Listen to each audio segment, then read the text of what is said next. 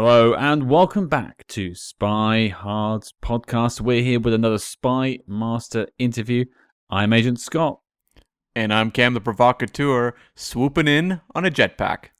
Now, Cam, we're back with our extended The Rocketeer coverage. But who have we got joining us on the show this week? Yes, we are being joined by co-writer Danny Bilson, who was with this film for a long time. He'll talk about it on the interview, but this was a long-term development, and he was there almost every single step of the way. Yeah, we do talk a little bit about the development on the review that came out a couple of days ago. So if you haven't listened to that yet, go back and check that out first. But yeah, very interesting pre-production. So I guess the best thing to do is throw to the interview itself. Cam, roll it. And joining us on the show this week, it is the co-writer of this week's film. It is Mr. Danny Bilson. How are you doing, sir? I'm doing pretty well out here in LA. It's not so hot. The weather broke. It's cooler. So yeah, I'm doing pretty good. I'll take hot weather at the moment. It's all rain all the time here in London. Yeah. So, but then again, that is it for about 60% of the year. Yeah, my daughter's actually at school at Trinity Dublin, so I know the weather over in that direction. You know exactly what it's like. But you know, this week we're talking about your film, The Rocketeer, and you know, it's always a pleasure to have someone who helped make a film join us to discuss the film itself. But I think before we get to The Rocketeer, I want to talk a little bit about you and just how you got sort of started in the film industry. So Danny, maybe take us back a little bit and sort of what got your foot in the door. Well, Paul and I met in college in the theater department, and our professor at the time, we had done the William Gillette Sherlock Holmes play in the summer, and you know, we loved Sherlock Holmes and we loved old movies. That was sort of the connection between Paul and I. And our professor at school said, if you write, we said, oh, it'd be really cool to do a Sherlock Holmes meets Houdini kind of espionage pre-World War I thing. And he said, well, if you write it, we'll do it. So we actually wrote this play called The Houdini Deception and put it on in college. And that's how we started writing together. Foot in the door, we started working as extras, you know, movie extras back in we graduated college in 78, so we worked as extras from 78 to 82 while we were writing. And Paul can be seen in Blade Runner, and I can be seen in the MASH TV show and My Favorite Year and Happy Days. I was on all the time, but we were writing.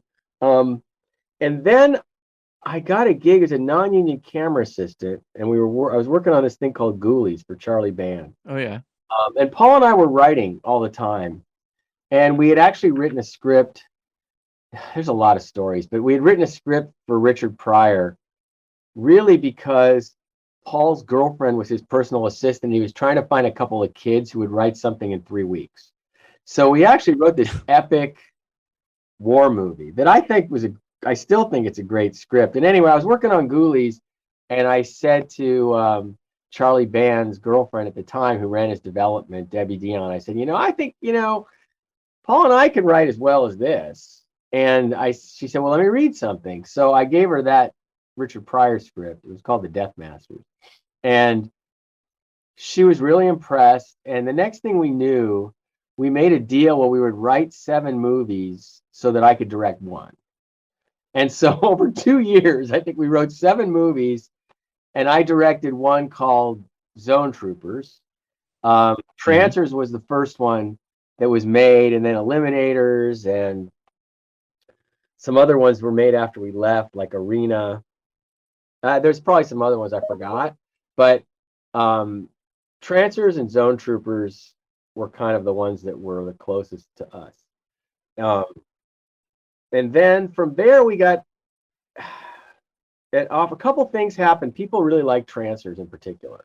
Yeah. And that Jim Cameron saw it at the AFM and told Larry Gordon, who was running Fox at the time, who told his assistant, this guy named Lloyd Levin, who I'm still friends with this day, who Paul and I met with.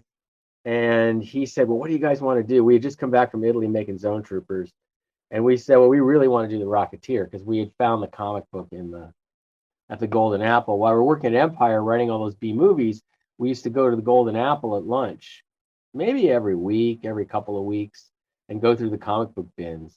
And that's where we discovered the Rocketeer. So there's a lot of stories to the Rocketeer. I could just keep going. It's like we contacted Dave Stevens, et cetera, and I could tell the rest of the story. But I want to give you a chance to ask questions. Well, that's I was actually about to jump in. Thank you. You made my job easier there. I can see the Rocketeer on the precipice. It is coming, but I wanted to just sort of dig into maybe a little bit more about screenwriting. Obviously, you're working with your writing partner from very early on. What were some of your early inspirations, some of your early role models when it came to screenwriting? Who did you look to for inspiration when it came to putting stories together? So I can speak to all the inspiration, and one of them really plays into your podcast. So first of all, Paul and I grew up watching old movies on TV in the 60s, right? So movies from the 30s and 40s, and we were really familiar with them and really kind of loved them. The other thing, the biggest influence on us being children of the 60s was James Bond, 100%. Biggest influence on my creative was, I remember my dad took me when I was like 7 to see From Russia with Love. And so, and then Goldfinger, I remember going to a double feature of Goldfinger and Thunderball as a kid. So those really had a lot to do with me and I think Paul, and then other stuff we did. Like some of the rhythms of what we wrote were always kind of like that, whether we were doing The Flash or The Rocketeer, or then we, of course, did the James Bond games themselves. That was a huge influence on Paul and I. So old movies, James Bond, and I forgot what the other part of the question was, but there was a third thing I was going to say, and I forgot what it was. Early influences, just as like, was there any screenwriters you were looking to? Oh yeah, that was the other piece. Thank you. So in 1980, Paul and I took a class from John Milius that was like at this thing called Sherwood Oaks in Hollywood, where anybody could sign up and pay $100 or whatever. And I think there were 8 classes, and maybe there were 60, 70 people in this old auditorium with folding chairs. And John was about to do Conan. And it was a screenwriting class. It was the only one we ever had. And we loved his work. Apocalypse Now in particular was, mind-blowing, one of my favorite films. But Paul and I were big fans of his, The Wind and the Lion. And so in this class, he taught us, there were things that he shared in that class that I still use and I teach in my classes to this day. It was a huge influence. And he also gave us scripts to look at. He gave us Oliver Stone's draft of Conan before he rewrote it. I remember that. He gave us his first draft of Apocalypse Now with the different ending. I remember reading that really clearly. And then he shared things that were really important forever, like write the movie you want to see the most. I think that was one of the most important things I learned from him.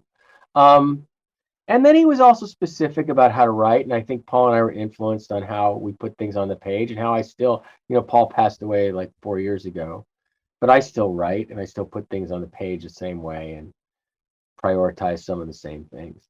But John Milius, for sure, biggest influence on Paul and I, because it was not just an influence of, gee, we like his movies. And then it was, wow, we like the way he writes. It was, he was our only teacher.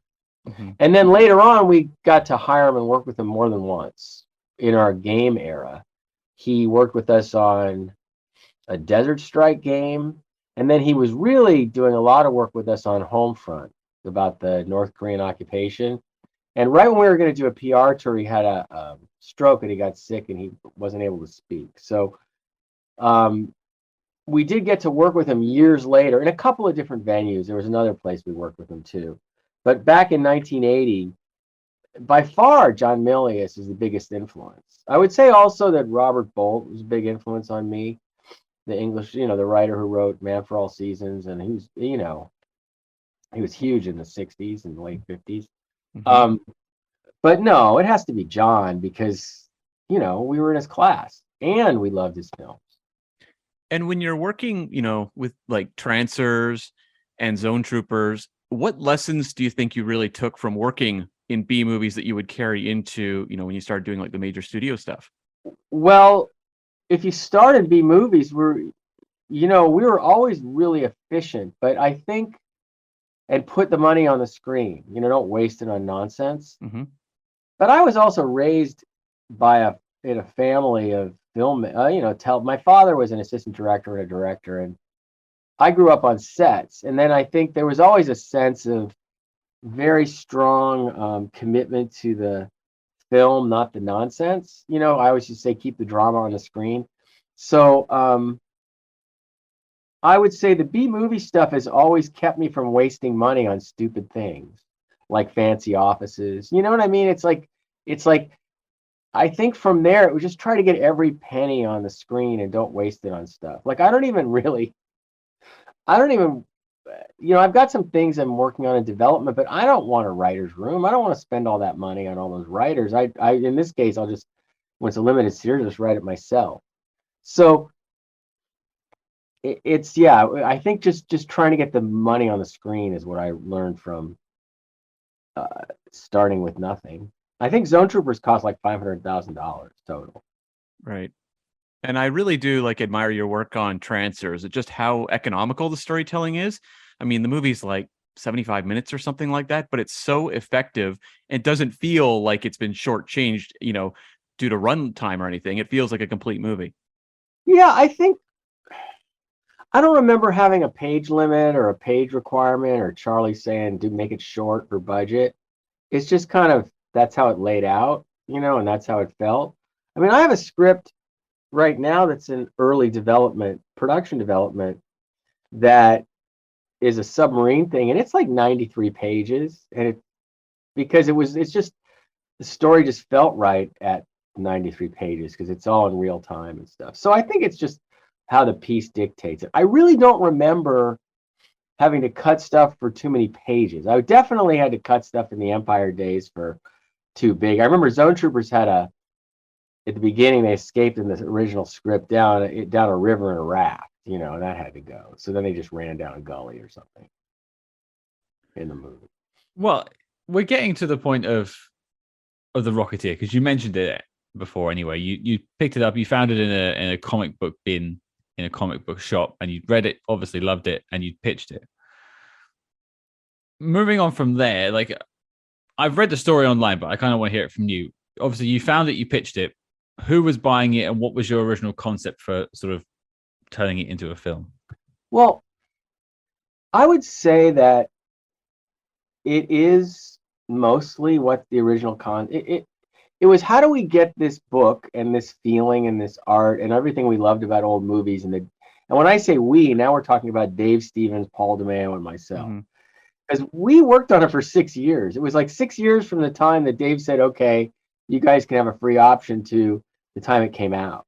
So there was it was a long journey. There was 2 directors and we were always developing it. But I think we were just trying to get it on the screen. What was in the book. We were trying to get the book on the screen. I don't think we were trying to do something other than that. And then it had a life of its own, right? Obviously, the idea for the Creeper, Rondo Hatton, was an idea of mine that was Dave, it turned out, was a huge fan. It was just, kismet, he was a huge fan of it. And I think that was one of the things that endeared him to us. Also Zone Troopers, because we had just come back from Italy after doing Zone Troopers, and I think all the production art and stuff was in my office. I remember that. And it was all this cheesy, Art Deco 1930s stuff. So we were kindred spirits as far as Paul, Dave, and I all knew what a movie serial was from the 30s. We knew what the inspiration for Raiders was. We were all like, Dave, I think, did storyboards on Raiders. I'm positive he did, because he did some work as a storyboard artist. But we just wanted to fully realize it. And if there was a movie model, it was, Raiders was a blown out movie serial, right? And this Rocketeer was King of the Rocket Men. And it was kind of we wanted it to be like that, I would say.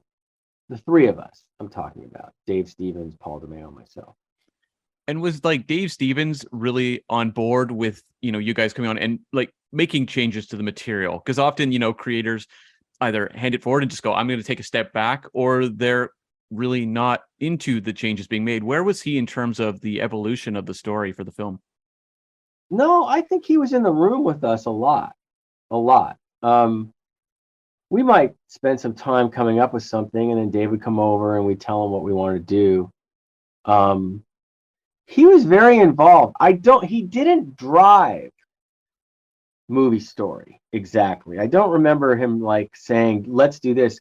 He absolutely was responding constantly, usually positively, to what we were saying, because we were naturally in sync. It wasn't like, I like this, I don't like that. It was pretty much like we were all just, Paul and I, well, it didn't, I don't remember how long it took to get our first idea of the story, which then changed over the years. Bill Deere came in, we had a different director come in and he had ideas, and then Joe Johnston came in and he had ideas.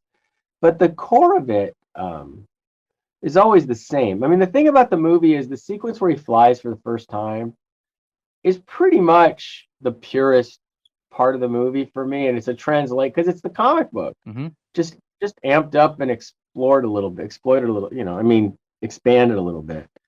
So that's all we were trying to do. And then a lot of people contributed. Bill Deere contributed, who left. He had ideas in there and lines of dialogue and stuff. And a couple of other writers came in and did some rewrites. But Paul and I came back to it in the end. So, which was unusual at the time. Usually at Disney in those days, you would just new writers. But I credit the producers, Chuck Gordon, Larry Gordon, Lloyd Levin, for getting us back. I remember they got us back in. The other thing that was weird was we were making the Flash TV show at the exact same time that movie was shooting. We were shooting the Flash TV show. So we weren't available to hang out on the set or anything. Mm-hmm. We went out and visited a couple times, and there were times where Joe Johnston called us out because he needed a rewrite that was urgent or difficult. Mm-hmm. But it was kind of torture that we couldn't sort of enjoy that 6 years of building that. But at the same time, it wasn't torture, and that we were very happily busy, doing 22 episodes of The Flash. So, and there was one night where the Rocketeer was on the Flash set, except the Flash was off the lot, but it was at Warner Brothers outside our office. This outside of the South Seas Club was one of our Flash sets redressed. So that was cool, but I never had, hey guys, let's get a picture of the two of you, and it didn't happen because the Flash was shooting on location where the Rocketeer was on the lots. It was very busy that year. I mean, I guess when you're busy like that, you can only sort of be wistful or appreciate how amazing it is in hindsight. When you're doing it, mm-hmm. you just deal with every problem that keeps piling every day. What do we have to do to keep all this stuff going? But I definitely remember being a little bit frustrated that, we really don't get to play writers and hang out and just schmooze and, enjoy the being on the set. It was all times we went to the set were very targeted, and I can remember them. Now, Dave I think he was on the set the whole time, Dave Stevens, mm-hmm. because the director, Joe, he loved the art and he really respected the original vision, and he included Dave in the art department really the whole time. Right. And I'm curious, before Joe joins the movie, William Deere is the initial director. I'm just curious, in terms of what he wanted to do to what Joe Johnston wound up doing, was there any major shifts? Was there anything that stands out when you're developing it with, William Deere? There were sequences that I remember clearly. Like in the Bill Deere one, there was an early scene. Well, there was a submarine, and the nightclub was on a cliff over the ocean in the Bill Deere one.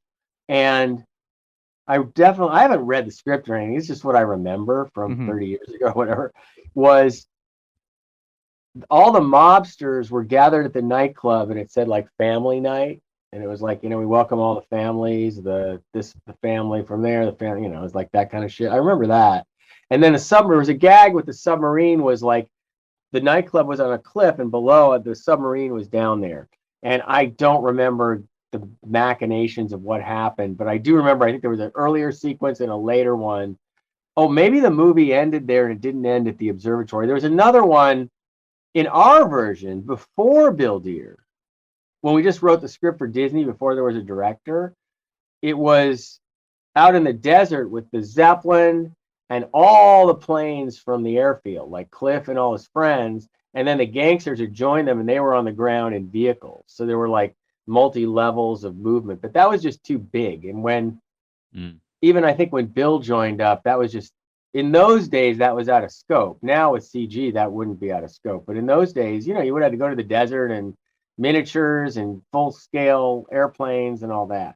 So it wasn't, the budget was sort of mid-sized. It wasn't like giant in the day. It was more mid-sized to big. And there were stuff was cut and trimmed in the course of the movie too. But, excuse me, in the Bill Deere version, I really remember that stuff in particular. And then I think there was a line in this movie that was Bill's that stayed, which is, acting isn't acting like you're acting, it's acting like you're not acting. Whatever that line is, I'm pretty sure that was Bill's, and that stayed. Like, good stuff always stays. There was another guy who did a draft at one point, and there's one line of his and one joke that stayed. No, I don't think much else, but that was the big gopher, which is a good joke, But yeah, so that's what I remember about. It was a while. Like, I think Bill, we were working with him for a year and a half, 2 years. I don't know. It was a long time. We were working with him. Then he went and directed Harry and the Hendersons, because I remember being on the set of Harry and the Hendersons, visiting with Bill. And I don't remember, like, I wasn't involved in any drama of when he got replaced or Joe Johnston came in. It was kind of like,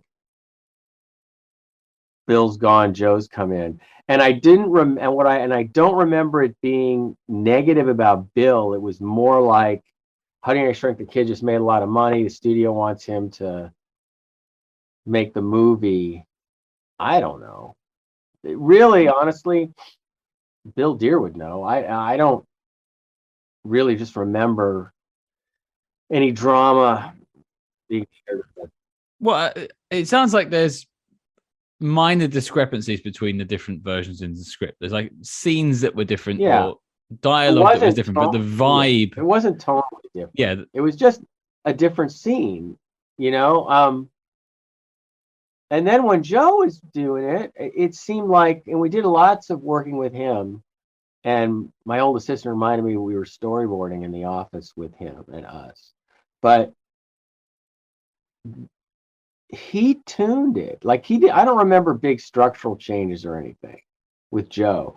I think it was more about realizing it, and I'm sure he had his beats that he pumped up, but it wasn't like he came in with some new idea or anything, a big change. It really wasn't. It was just because the observatory, I know that was our idea.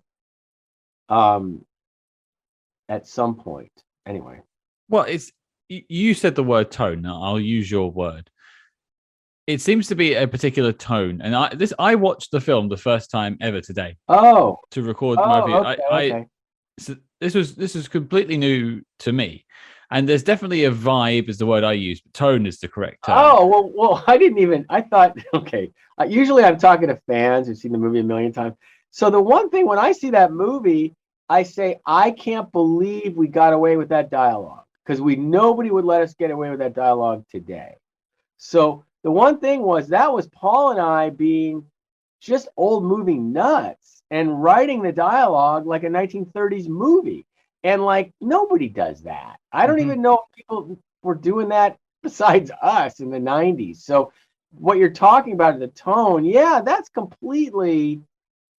But it's authentic to what I said before, is like Dave Stevens saw King of the Rocket Men. That's what gave him his idea to draw something that he was interested in and to get his comic story going. And we had known it was all about, we loved 1930s movies. But the fact that we got away with that dialogue, is kind of surprising, I think. Zone Troopers is the same, by the way. That's the thing, is that if you see my B movie, Zone Troopers, that we were talking about before, it's exactly the same. It's supposed to be a B movie as if it were made in the 40s, a B movie. And they all talk like that in that too. Well, I'm curious because you guys are developing this movie for a long period of time, but I was just wondering if the 89 Batman movie helped at all in getting this movie to the screen. No, I don't think so. Okay. No, I think Raiders. You know what I mean? It was like, it was going to be Disney's Raiders. It was never talked about or thought about as a superhero movie. Mm-hmm. It had only that it came from comics or from a graphic novel, but it was much more in the Doc Savage and Big Adventure movie, what it was, serials, than comic books. It wasn't, my Flash TV show was totally made possible by the 1989 Michael Keaton Batman movie, but not the Rocketeer.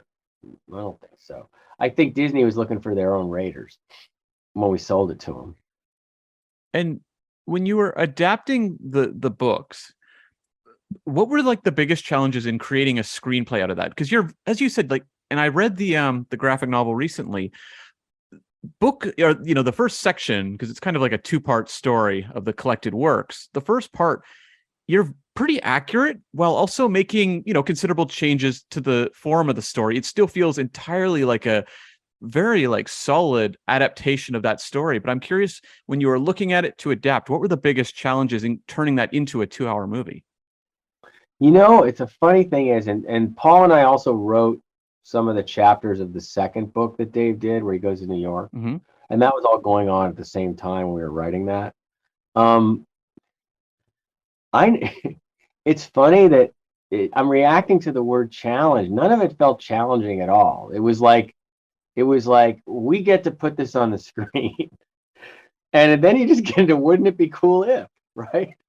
Nothing about it was like, gee, because it wasn't like a book. Like, I adapted an 800-page book into a TV pilot.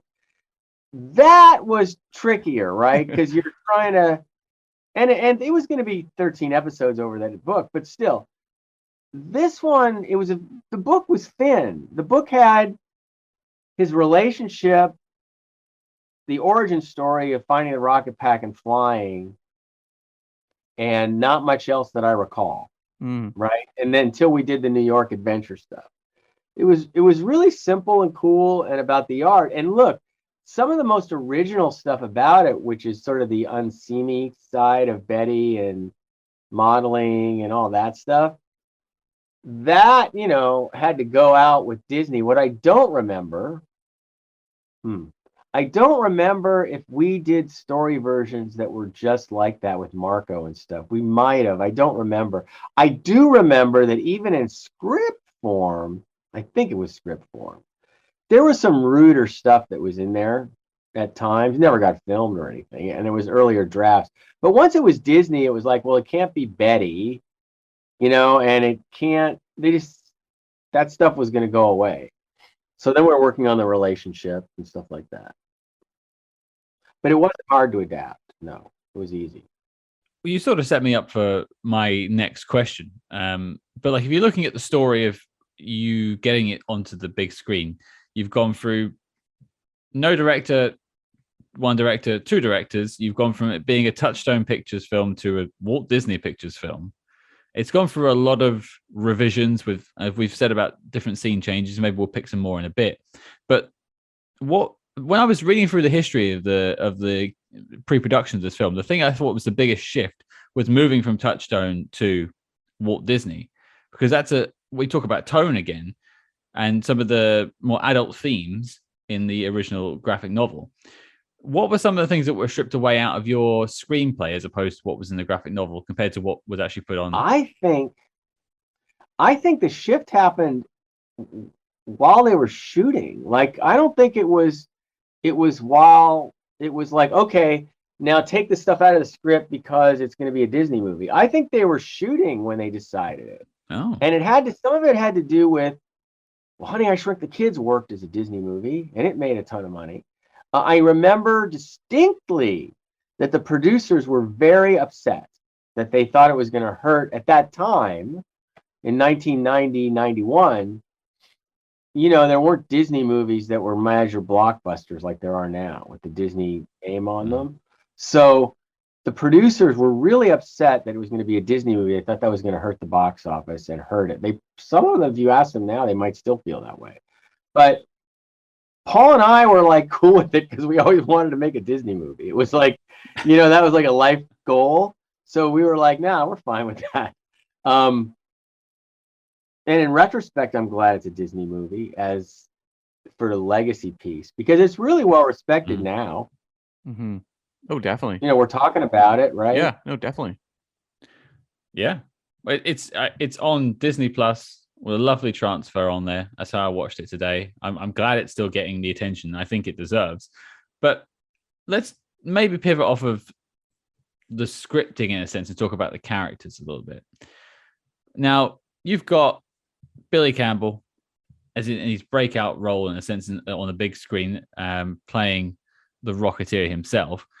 When you were putting the screenplay together, did you have anyone in mind as to who you were looking as like an actor in your head? No, because I think it's because we were adapting it from the comic. I think what I'd see in my mind's eye was kind of some weird blend of the people in the comic, but physicalized. When we wrote the original version of the Five Bloods, that one was the one where we actually kind of had actors we were thinking about. But usually I don't. Usually it's just like a character that's kind of semi-blurry and kind of a little bit out of focus. It's very rare that I think of an actor. And even when that one where we did have him, it still went in and out of focus too. It's just in the mind's eye, right? Right. So the answer is no. And when they were casting it and they were talking about, Tom Cruise or Kurt Russell or people like that, it always felt a little awkward because nobody really felt. I mean, whatever they would have done with it, it would have maybe been a bigger hit for sure, and maybe they would have made it their own, and it would have been interesting for sure. But I never saw Bill Campbell before that, and it was just like, okay, it's an unknown, and he did it well, and he made it work, right? And she was great. Yeah, I think Dalton was great as Neville Sinclair. He was, it's at least from what we saw in the script. Well, I'm curious, you cue me up there for Neville Sinclair, who's not an element of the original stories. I would just like to know, because that's one thing I talked about in the review, was these movies live or die depending on the strength of their villains. And I think you have two terrific ones in this movie. And Lothar, you obviously brought over from the second volume, but I'm curious about the creation of Neville Sinclair and where that came from. Well, so Lothar didn't come from the second volume. The second volume, it came from the idea to put him in the movie. And then it was, let's put him in the second volume also. So it was really, and then Neville Sinclair, it was Errol Flynn. It was that rumor that Errol Flynn was a Nazi spy and had a ham radio in the Hollywood Hills. That was all the research that was involved, was that old Hollywood legend. And so we just ran with that. We needed a villain. I don't think the comic book we didn't have a movie villain. And that was what we wanted to do. It was the Hollywood, it fit the locale and the venue and it felt right. And it was just like, we just had the idea, let's do that. And so, but it was totally based on that crazy rumor that Errol Flynn was a Nazi spy. Right. But that was it. Like what I said, we just went with that. I didn't go read a book about it or anything. Right. And I mean, how much fun was it writing sequences like the nod to Adventures of Robin Hood and elements like that, where it's this very theatrical character? Yeah, that stuff was, it's funny, the stuff on the set, I'm trying to remember writing that. The movie, it was a lot of rewriting and a lot of notes, and I think that was done in one of those rewrites. Maybe somebody else wrote that. We rewrote it again. No,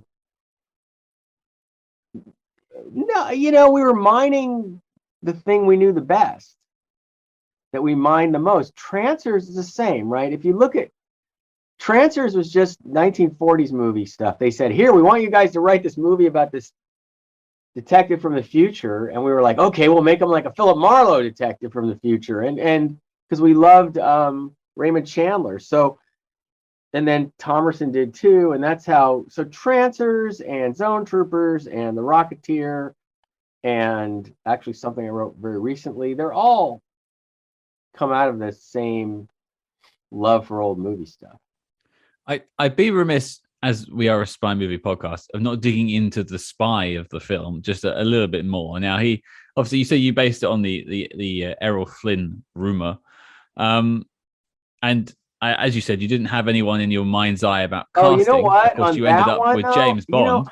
Oh, go on. Maybe I'm full of crap. Now that I'm thinking about it, Basil Rathbone for sure was Neville Sinclair when we wrote the script. Okay, so whatever I said before, maybe it's just because I'm getting foggy or it was coming in and out of focus.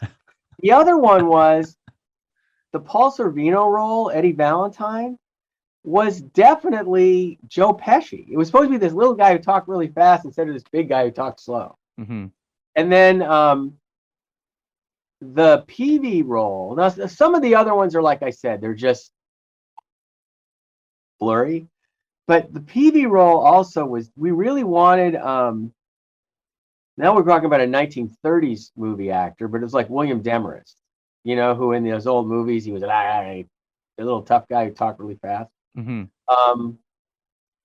So there was a few of them in the case of The Rocketeer that were archetypes, actually. And I guess I forgot that when you asked me the first time. But yeah, not all of them, but definitely Basil Rathbone, Neville Sinclair. And that's probably, that's why the Robin Hood thing happened as Robin Hood, was Rathbone and the sword fight, with the shadow and all that stuff. Now, I'm going to dig into the spy just a bit more because I need to know. There's a whole scene where you see Jennifer Connelly's Jenny going into his man cave behind the hidden bookshelf thing. It's all very fun. And you see his radio and his Nazi paraphernalia just to give it away that he's a Nazi spy. Was there ever any more to the spy side of it? Did we ever find out anything more about what he's been up to or some of his successful missions? Or was it more just that like tease and that was where it was left? Well, it's all tied to the mission at the end with the Zeppelin and all that, right? Well, the animated piece, right? The animated piece in the film, there was just an article written about that recently that was published everywhere, like a month ago, 3 weeks ago. The animated sequence was showing the threat and the stakes of the villains and their plans. Mm-hmm. But no, there wasn't. I don't remember ever doing any, and he did this in 1942, and then he did this and wrote some kind of crazy history like that. No, and the radio room was, again, the rumor of Errol Flynn in Los Feliz had a back room with a ham radio in it. That's what it was based on, was that rumor. You're breaking my heart, but otherwise that's fine. No, there was no. I just want more. There was no the history of Neville Sinclair, the spy, right? But he absolutely was a spy in this movie. He was a total spy pretending to be an actor in Hollywood, a British actor in Hollywood who was working for the Nazis. Of course, he's a total spy, the bad guy. What was your reaction? Because obviously you mentioned you were a James Bond fan growing up. Some of your earliest film experiences were seeing Bond films in the cinema. And lo and behold, a film that you've written has James, at that time, the most recent James Bond cast as its main villain. That's a pretty big thing. Yeah. So there's a big anecdote is when Paul and I went out to visit the set. Actually, it was this set right here, the Bulldog Cafe, which was about 30 miles north of LA. And we were driving back from the set in the evening, and I think Paul was in his car, and Dalton was in like a BMW convertible or something, and he pulled up like next to us, and he passed us, right? And we immediately went into James Bond bad guy mode with the theme song. It was like, it's Bond, and it was like dun dun dun dun dun dun dun dun, and we actually stepped on the gas and started following him on the freeway for a good, 2 or 3 minutes, pretending we were James Bond bad guys. That was absolutely the Bond moment on the making of the Rocketeer was him and his convertible on the highway and us chasing him. Yeah. I love that. And you really get the sense like that he's really relishing that performance in the way that I'm sure playing Bond, you're acting opposite, other actors who are getting to play Bond villains and having a lot of fun. And you get the sense that Timothy Dalton is very invested and even gets, the big explosive like Bond villain kind of demise. It's great. Well, he had this whole thing that he added that he really was falling for her. This was like his idea. And Paul and I were like, no, you're not. You're a complete Basil Rathbone villain, and you're manipulating her and using her. And he's, no, I think I'm falling for her. So when I remember him talking about, I could remember when maybe I was an extra in my history, and I remember what it was like, and I've seen her vulnerable and all this. And that was his thing. We couldn't really dissuade him or felt in any way like it was our place to dissuade him. I think at that point it was our point. What, do you need some lines written to add to that? I think it's where we wound up with supporting it, because that's what they wanted to do. But he was really nice. I remember that. And he was really into it. Like I said, that's why he was creating all this extra story and stuff. He was really into it. We interrupt this program to bring you a special report. Calling all agents. Independent podcasting, much like the spy game, requires considerable resources, whether it's research, equipment, hosting, or of course constructing a top secret volcano lair. We're putting out the call for your support. That's right. As you may know, we've activated the Spy Hearts Patreon, home of our ever-growing lineup of Agents in the Field episodes where we decode non-spy films from your favorite spy actors and full film commentaries with more intel than a Basil exposition briefing. Cam, what have we got in our crosshairs this month? Scott, bring me the boar worms, because we are going to continue the Dalton celebration by looking at 1980s Flash Gordon. Flash!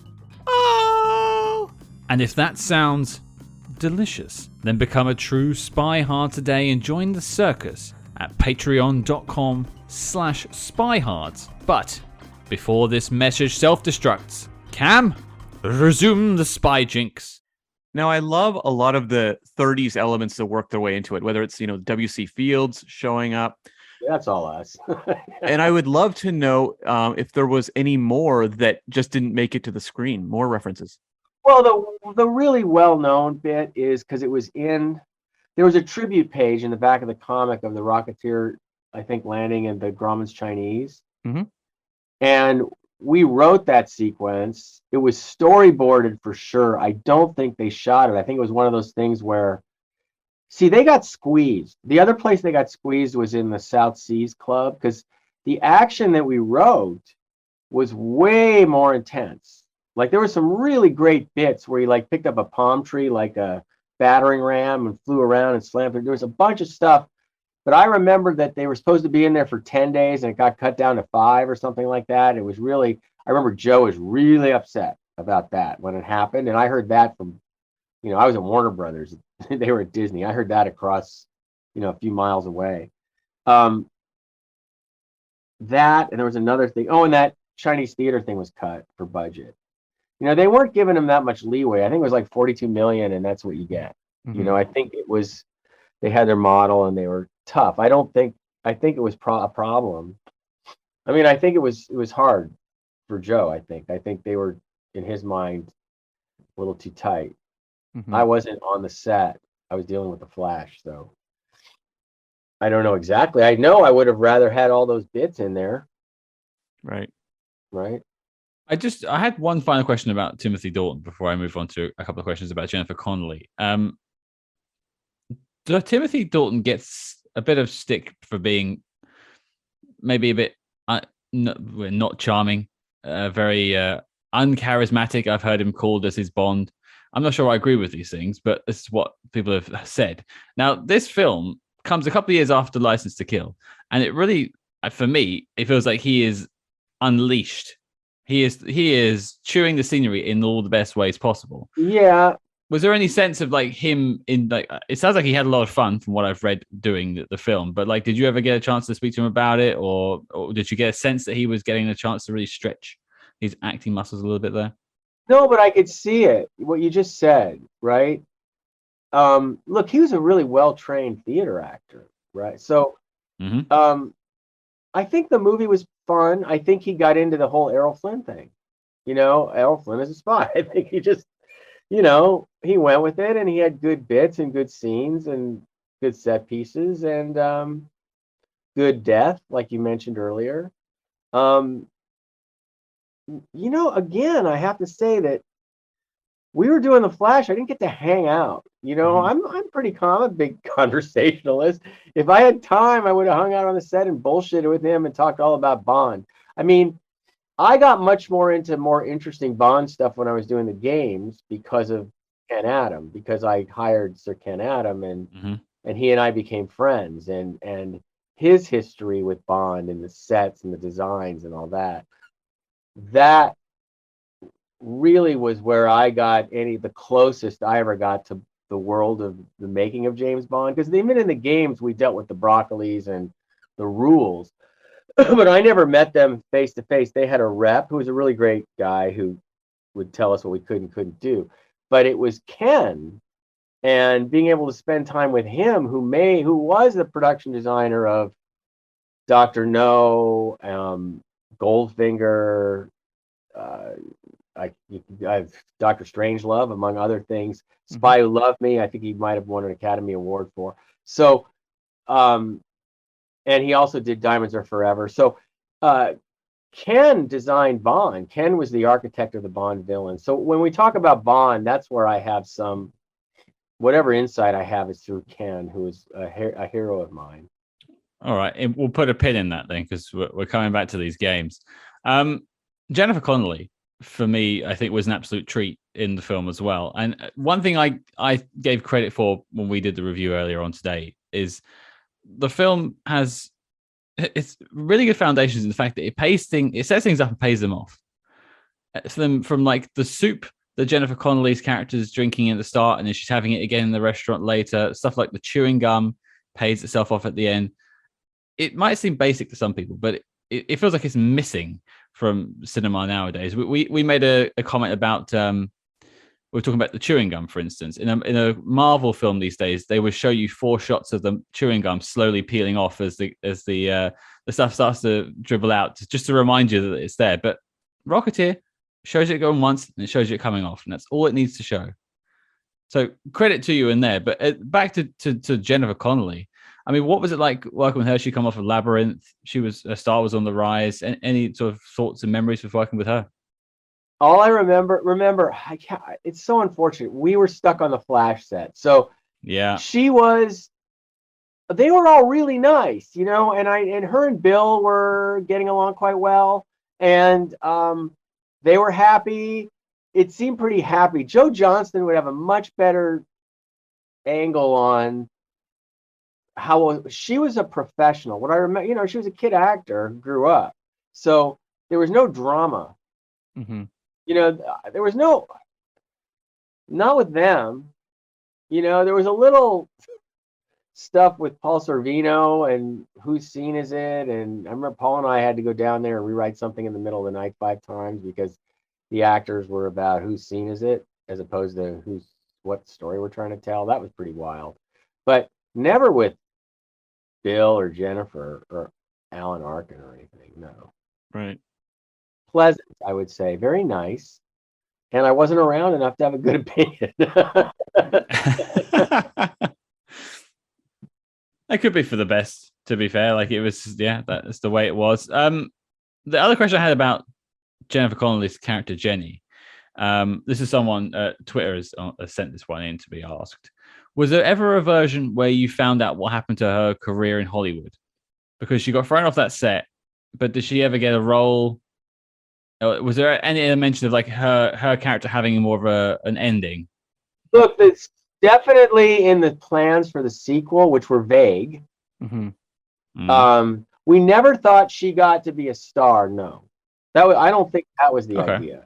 I think it was going to be more, just a little bit more of an unusual path. I can't really remember, to be honest, but there was definitely a progression for her when Dave and Paul and I talked, because we had a deal to write the sequel, and it was going to be some version of New York, but not what was in the comic, obviously, because that had Loth, the Creeper, and all that. But it was going to be a pre-World War II spy thing in New York, and maybe she was going there.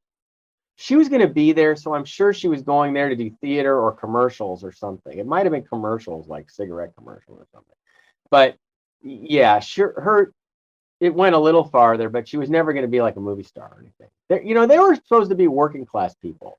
Mm-hmm. They were supposed to be working class Hollywood, not celebrities. That was sort of the whole gag, the Rock of Who. It was like they were just supposed to be like a Hitchcock movie, the average guy who finds the rocket pack.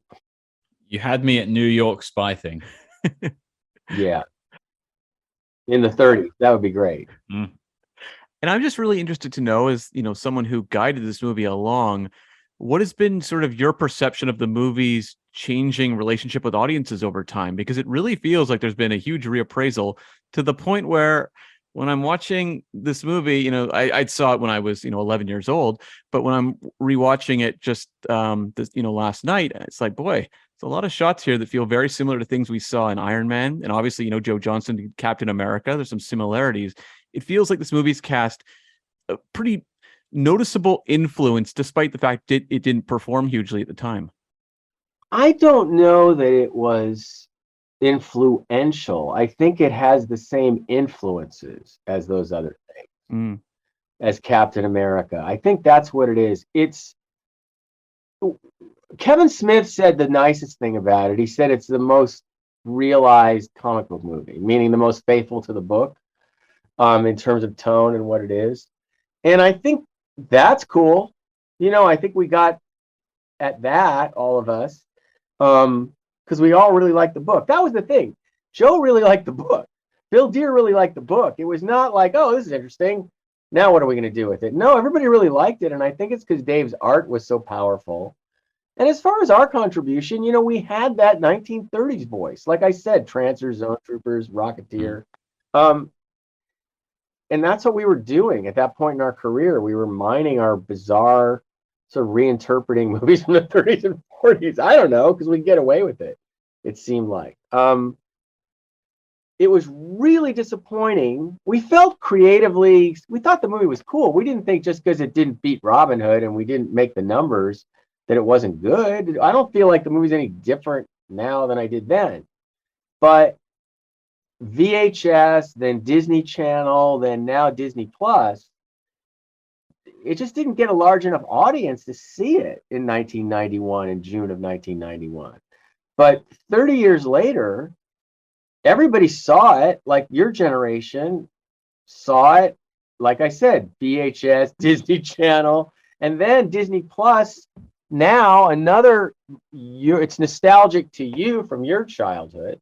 And people watch it with their kids who are in their 40s. And I like to think of the live action Disney films of the Eisner-Katzenberg era, which there were a lot, especially in the adventure films, it might be the best one and the most beloved. I mean, they also made Dick Tracy, which was cool. Mm-hmm. And,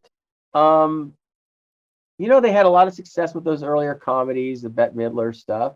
But I know, because when I was working at Imagineering, I don't know, 6-7 years ago, I was like a celebrity, because all those people in Imagineering were like in their late 30s and early 40s, and they loved the Rocketeer. Also, they were working at Disney, so they knew all the IP. And everybody was like, he wrote the Rocketeer, he wrote the Rocketeer. It was like a big deal. So to this day, there's more merchandise on the Rocketeer now than there ever was. Like there was a board game came out a year ago, right? With really nice art and locations for the movie and everything. So all that's really great. And Paul died like 4 years ago, but as he had cancer and he was going on, it was kind of like, our stuff is more well-liked now than when we made it.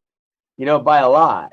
And then it was always like, yeah, but how do we make any money off that? How does that get us work? And no, but honestly, our thing was, The Five Bloods was his last movie. And, that was us trying to say, hey, we're not dead yet. Mm-hmm. And also that was based on Treasure of Sierra Madre. So it was we're still kind of in a more sophisticated way mining our old movie stuff. But no, the relationship of the world to the movie is completely different than when it came out. My only disappointment is that if there is a sequel, I'm not involved in any way, because that would have been nice. But that's why I just keep doing other stuff. But no, it's. I was at Comic-Con, doing a panel because it was the 40th anniversary of the comic book, and also there's a documentary on Dave Stevens that's coming out soon that I helped with. Well, I was interviewed in, and there's a lot of interest in it. And it's always because the art's so great. Oh, it's amazing. Yeah. Tons of merchandise, tons. Pins, action figures, lamps. I mean, there's just tons of shit. It blew me away when I read today that they had discussed changing the helmet at some point. I just thought, that's insane. Yeah. Well, those were the fights, just like with the Flash and the sweatsuit. Those were the fights. And Joe had Dave there, and they held the line. Well, the hard one was the rocket. The rocket in the comic looked like a little cylinder rocket, right? Mm-hmm. And I remember immediately it was like, well, he'll burn his ass off. If you really fire that thing up, it's going to burn his butt. And I know they built that and tried to make it look good, but it looked too goofy. So then they adapted the sort of 2-cylinder thing that it is. And yeah, there were arguments. There's a story that somebody told at Comic-Con that David said, which sounded familiar, was that the studio had them do an exploration of a bunch of different helmets, and they went in with Joe Johnson, and they said, well, which one, what do you like? And he said, well, you could take any of these you want, but get another director. And so the helmet, right? I mean, it works. I mean, that's the art. It's the art. Yeah. It ties the whole thing together. That's why it blew me away. But yeah, before we wrap up our discussion today with you, Danny, I think I want to touch on the James Bond games that you got involved with. You mentioned obviously some of the connections earlier on, but how did you get involved with those games in the first place? How did games happen for you? How did Bond happen for you? Well, we were making these shows, Viper and the Sentinel in Vancouver, and I was flying back and forth, and I met the president of Electronic Arts on an airplane. I love video games, and I knew all about them. So he was interested in somebody from Hollywood who really liked games, and they were trying to figure out how to tell stories better and all this. The Sims was a really big hit, but it wasn't the kind of game I like to play. So I wound up, because I was their only person from the film business at the time, I wound up on Harry Potter and James Bond and Medal of Honor because I like that stuff. So yeah, I got involved with the James Bond franchise when I was a VP at EA, a creative VP. And the one that Paul and I really did tons of work on was called Nightfire, which started out as You Only Live Twice. And it was started out as a You Only Live Twice game, and then it became Nightfire. Because isn't that the one? It had a bunch of stuff in Japan, right? In Nightfire? Yeah. So, and that one was actually a really big hit. Then we did the story beats for, I think the one after that was Everything or Nothing. We did the story beats for that.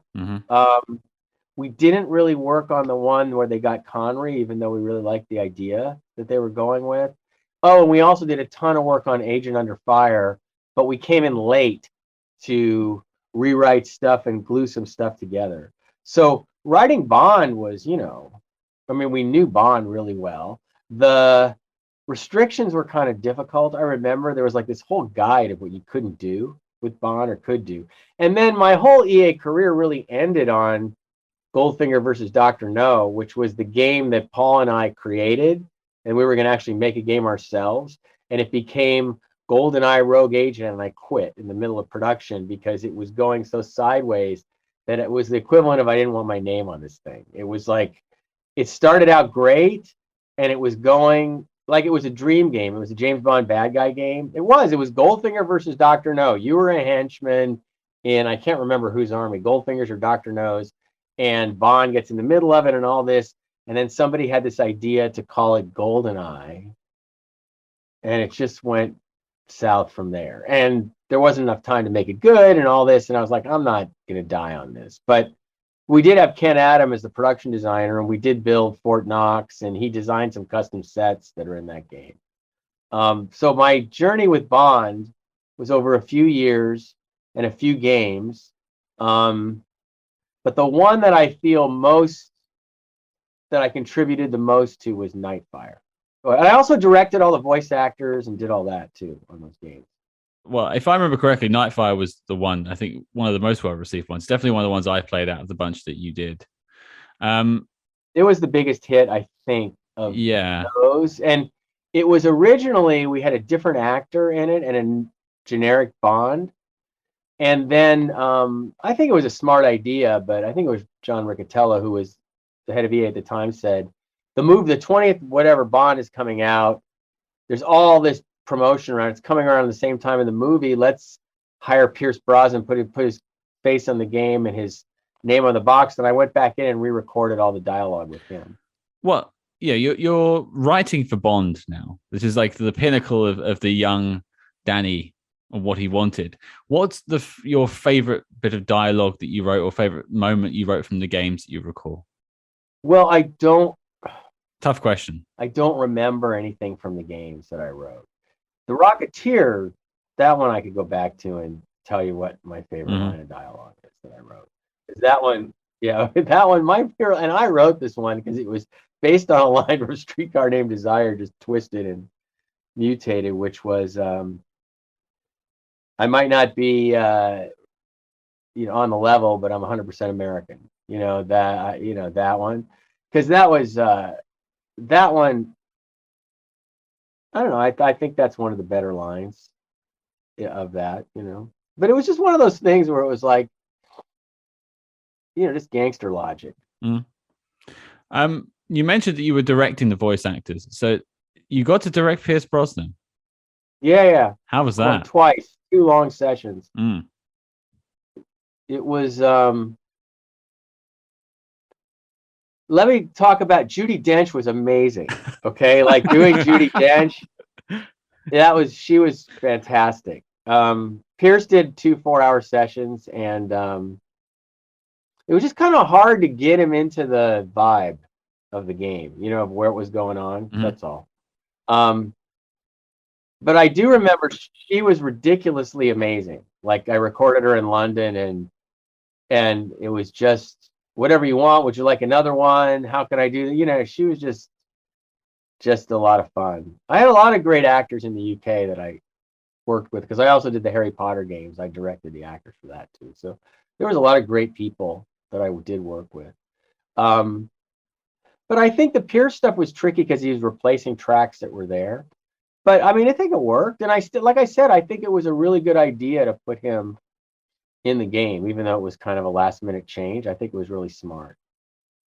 When you're writing the games, and you did original stories, and then you did some where you worked with a lot of legacy characters, did you have a preference, like which was more enjoyable as a writer to do? You mean for Bond? Yeah.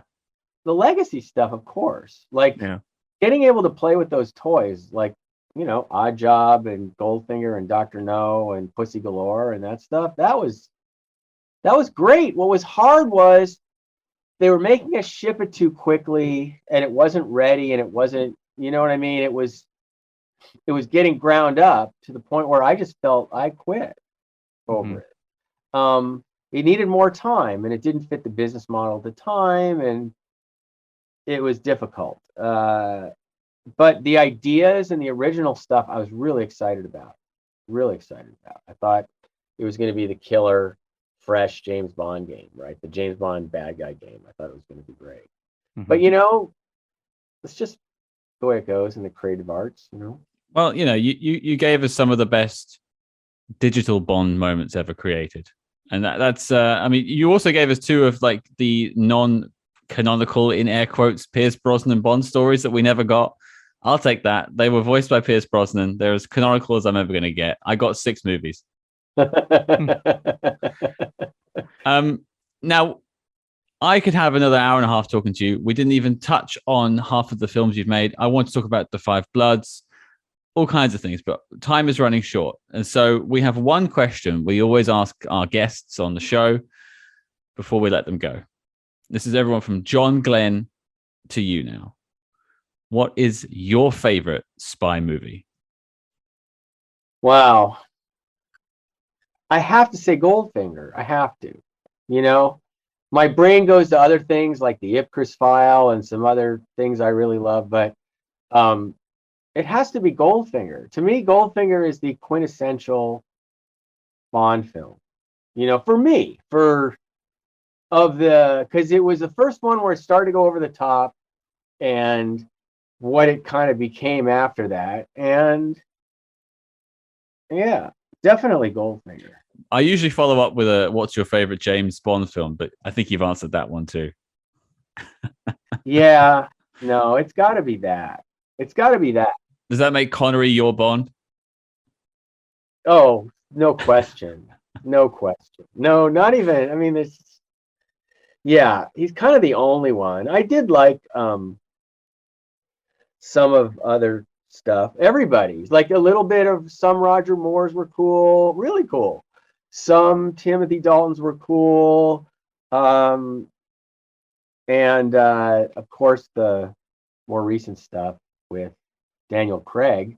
Mm-hmm. Some better than others, but you know, I read all the books. Let's go. So when I was 10, my grandfather had all the books in the guest room at his house. So when I would stay over there when I was 10, I would just be staying up at night reading the novels. So I'm sure I saw From Russia with Love and Goldfinger before I started reading, and maybe even Thunderball.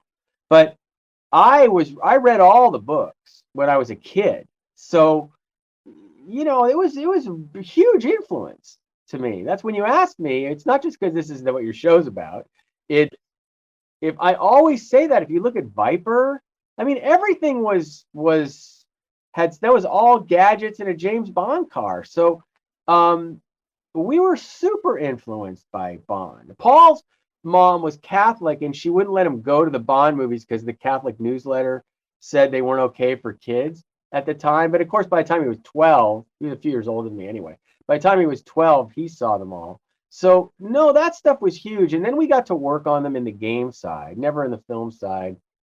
And it is that thing when you start working on them, you go, gee, I kind of wish I hadn't, because it spoils some of the magic. But now it's been so many years since then that I forgot all my detailed pain of working on stuff. And it's back to, the Connery stuff for sure, Goldfinger for sure. There's no two ways about it. I don't think you can top that. Goldfinger, great pick. Danny, I want to thank you for taking the time to speak to us today, to take apart the Rocketeer and send it off into the stars. It's been an absolute blast, if you'll pardon the pun. Yeah, no, thank you guys. And some other time we can cover the rest of it. Yeah, we'll sort that out. Thank you, Danny. All right. Take care. See you later. Thank you. Awesome. Well, thank you so much. Well, there you go, folks. That was our chat with the co-writer of this week's film, The Rocketeer, Mr. Danny Bilson. And we want to thank Danny for taking the time to speak to us this week and even dealing with a few technical issues. What a champ. That's right. This was a real pleasure, especially a movie like this that had such a memorable moment in my childhood, and to just hear the development stories, but also some correctives, because that was one thing when we did the episode. You know, I did my research and went to, pretty solid sources, but there was a lot of little bits along the way that he was able to correct that clearly have just been kind of, well, when a movie's developed over 6 years, certain things kind of get lost to the sands of time. And I was very appreciative that he was able to give us kind of the definitive take as, someone who was there. Well, I mean, firstly, that pivotal moment is when you saw the Rocketeer put the helmet on and you decided to start wearing a helmet for the first time, right? That's exactly right. And I'm wearing it right now. You saved the world a lot of tears that day. But never saved the world. No. No, but quite right though, and yeah, I mean, the Rocketeer is. I wouldn't say it's going through sort of a reappraisal phase. I think it's gone through that. It has already been reappraised, and a lot of people really look to it as a really fun early superhero film. Although even Danny will be the first to say it's not necessarily a superhero film. It's a serial adventure, which it is both. But yeah, all these details start to come out in these discussions, and now there are being more interviews done. There's a documentary, as he mentioned, coming out on on the writer of the Rocketeer graphic novel. So the film is being sort of studied now. So I guess these details will be discussed, and some of the incorrect information on Wikipedia will be changed. And I'm glad that we can change a few bits ourselves. Well, I won't. And the collected graphic novel is actually very affordable on Amazon. You can get it for a decent price. And it's a really beautiful collection. So I would recommend anyone who has appreciation for the Rocketeer, check out Dave Stevens' work, because the art is astonishingly beautiful. And it's just a very interesting telling of that story that I think if you're a fan of the movie, you'll be interested in seeing how they differ. Because there's a lot of similarities, but there's a lot of tonal differences and a lot of just shades about that graphic novel that are really interesting but very different. Yeah, and it was interesting to hear that like a lot of the more adult themes that were in the graphic novel did actually make quite far in the scripting process. It was really only on the set and maybe late in the game I don't want to say like changed it more for young audiences, but I guess that's what they did. Yeah, I mean, I think if you're making the movie with Disney, certain elements like, the girlfriend character, Betty/Jenny in the 1991 movie, that's not going to work for Disney. And honestly, like, you look at the audience that movie impacted, it was probably the right call. Because I think, a lot of people now have huge nostalgia for this very, like, optimistic, very loving look at sort of this 1930s hero. And I think if you made it darker, maybe it wouldn't have that same hold over people this many years later. Well, I didn't bring it up in the review earlier this week, and I'm surprised I didn't, because it's actually in my notes. But one thing this film reminded me a lot of is Who Framed Roger Rabbit. Yeah. Not necessarily in story or in concept. It's more just about adaptation. And that's, Who Framed Roger Rabbit is a very different story in a novel form, or you tell me at least anyway, and darker too. The book Who Censored Roger Rabbit is very dark, incredibly dark, and has a lot of pretty tough social commentary in it. And frankly, the only thing that made it over to the movie version was a couple of the characters, the fact there was a murder. That's really about it. And the reason I bring it up is both are, I would say, successful adaptations. And don't necessarily bring over the darker elements, and yet they still work. Definitely, yeah. But going back to sort of the discussion, what was one of the highlights you had? I think for me, I was really interested in delving into those villains and hearing about not just sort of the development of the Timothy Dalton villain as, kind of this Basil Rathbone / Errol Flynn character. That's just a ton of fun to hear about.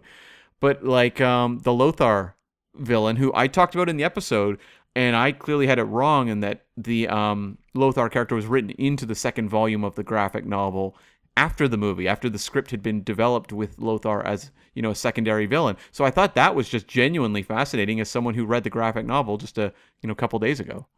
Well, yeah, you weren't to know that they were basically putting it out at the same time and looking to the writers of the film to be like, well, what do you want to do with it? It makes complete sense. Yeah, I totally get it. And I mean, I was not a big fan of the character myself, but I totally get why he was translated over to the graphic novel, because he seems like he's completely out of a comic book. Definitely, yeah.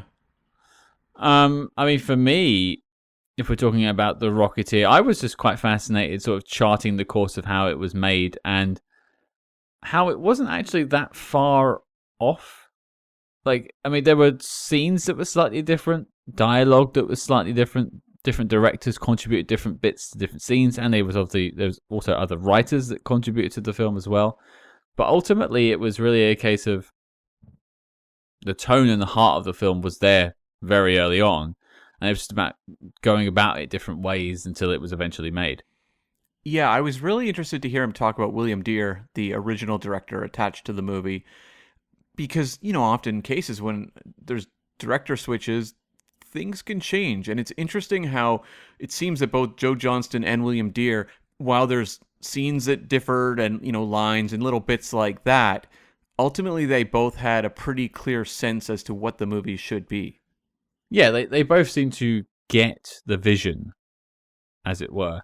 And yeah, we've had screenwriters on here that have spoken at length about ideas they've had that never got to see the screen. Now, we spoke a little bit about a different ending where there's, cars and planes all chasing the Zeppelin, but there's no money for it. That totally makes sense. But it's crazy to hear that like the film was fundamentally the same mostly all the way through, and really the pre-production problems are more to do with like who's making it and how do we make it and like for what budget, and is it like a noir? Oh no, it's a full-on action picture. Like that is the thing that held it back. Yeah. And I could definitely feel not the regret, but just like kind of the lost opportunity he felt for not being able to be on set during the shooting of this because he was so busy with The Flash. That must have been a bummer to work on a project just for that long. I mean, you are glad to have a steady gig. If you're working on The Flash, you're at least set for a season of television. And as a writer in Hollywood, that's a good place to be in. But at the same time, to shepherd a project for that long and not be able to be there to watch it being realized, I'm sure is sort of a like mixed blessing almost. I mean, it's a blessing it's happening, but at the same time, kind of a bummer not to be there. Sure, and they poured years into this film. Danny and his co-writer Paul DeMeo, who only passed away a couple of years ago, and they were saying, he only really got to see the beginning of the film being reappraised, but he got to see it, which I think is really lovely. But one thing that I found it is a shame that he didn't get to be on set, and especially he spoke about his love of Bond very early on in his life. Both of him and Paul both loved Bond, and they connected over that. And to not be able to spend time with Timothy Dalton on the set of the film you're making, where you have James Bond as the star, and it wasn't like Pierce Brosnan was Bond at this point; it was still Timothy Dalton. And not being able to spend time with him. I imagine if we ever wrote a film and like Daniel Craig says, "Yeah, I'll do it," me and you would want to be there picking his brains. I would have to think so. Yeah. Although I don't know that Daniel Craig's. I don't know. Do you think he would be like super accommodating to our nerdy Bond questions? It depends who's signing the checks. I see. Okay. Fair enough. I'll leave that there. Yeah. But other than that, I mean, it was interesting because like I didn't feel like I'd learnt a ton more about the Rocketeer in terms of what I liked about it. Like it's clear that they were all very passionate about the film, and I think that passion showed through in the final product. You could tell he was very happy with what was made in the end. One thing I did like talking about though, and hearing him just sort of briefly talk about, was his reaction to the legacy of the film. Yeah. How perception has changed on it, and he found that quite heartwarming to know that people are like looking at it again, and his film that he spent years getting made is now being seen properly and given the attention it deserves. Yeah, I mean, it is regarded now as a Disney classic.